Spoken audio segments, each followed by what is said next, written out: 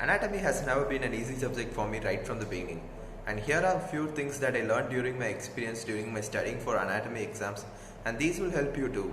So in this video we'll be seeing on how to study anatomy and how to revise the anatomy portions and how to present those in the exams.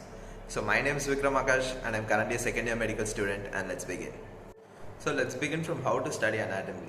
For anatomy, always start from the basics. Start from the general keywords and important anatomical terms that is going to be required to study anatomy. For this, always grab a general anatomy book and study as much as keywords as possible. So when you study these keywords, the anatomy will not look like Greek and Latin, and you are going to study and enjoy the process of studying anatomy in your first year. So always begin with general and basic terms before you start to open your anatomical book, like the first one, the upper limb book, and start to read it. Practice as much as diagrams as possible. Since anatomy is mostly on visual memory that you're going to get from seeing the cadaver and drawing diagrams, when you draw diagrams as much as possible, it will help you to retain your visual memory more better. So if, for example, when you see a movie, it stays longer than you read a line from a book. So always draw a diagram and try to label it as much as possible. So this will not only help you to score marks, it will also help you to retain your knowledge more better. So going on to the next point, always start with the important topics and important questions before you go through the entire syllabus. So when you start from these, you're not going to waste the time on other things that are not important and that is not going to be asked in your exams. So for example, when you study the upper limb, always start with brachial plexus. Brachial plexus is an important 10 mark that will be asked for an anatomy exam.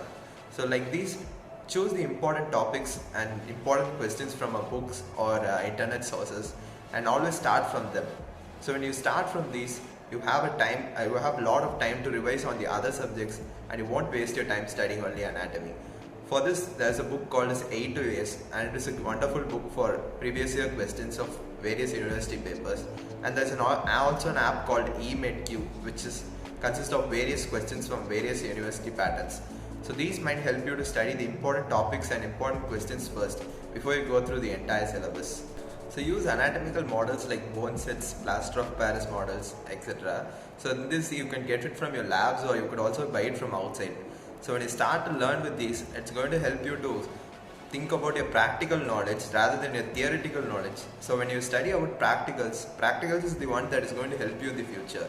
So when you start from practical knowledge and then go to theoretical knowledge, it will also be helpful in your life, and it will also help you to retain your memory longer. So when you do this, it's going to help you to reduce the time of studying for your final exams, and it is also a double benefit as for you to study for practical exams and your practical vivas, and as well as theory part. I have already made a video on how to study for anatomy, and please do check that, and I'll leave you a link to that. So coming to how to after you're done with how to study, let's go to how to revise for anatomical exams and how to gain your memory more better for anatomical exams. Make some sticky notes and of things that you frequently forget, and stick them around your cupboard or wall where you can see them daily and you will see them in your free time. So while doing this, you're not going to forget those things that you easily forget, and when you see them, always it will get into your memory more easily, and you'll always be getting into recalling it. In some books there comes these diagrams of arteries and relations of arteries and veins. So stick them around your wall or where you can see, and it applies the same as the sticky notes. So when you see them daily, it will be easier for you to reproduce it in your exams. So you can save your time on studying for that, and it will also help you to retain your memory more longer. Anatomy is a tough subject and you need to revise it a lot. So else if you don't revise it regularly, you're going to be held up in a tough position during your first year exams. The other subjects will swallow you. Biochemistry is more volatile and you have to spend a lot of time to it, and physiology is more vast and you also have to spend a time for it. But anatomy is easier, and if you focus on studying from the classes that you are going to learn and your practical things, anatomy will be easier, and when you revise it often, it's going to be much more easier, and you could also spend more time for reading for other subjects. So this will help you to score better and also give you a peace of mind.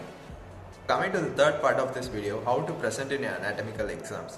So starting with the diagrams, always draw diagrams for the questions that are asked. So when you miss the diagram that you draw, you lose some marks for it. So diagrams are the key things that is going to help you to score better in your anatomical exams. And also for diagrams, remember to label them often. So if you don't label them, the examiner will just strike it off and it's not going to be giving you any positive thing in your exam.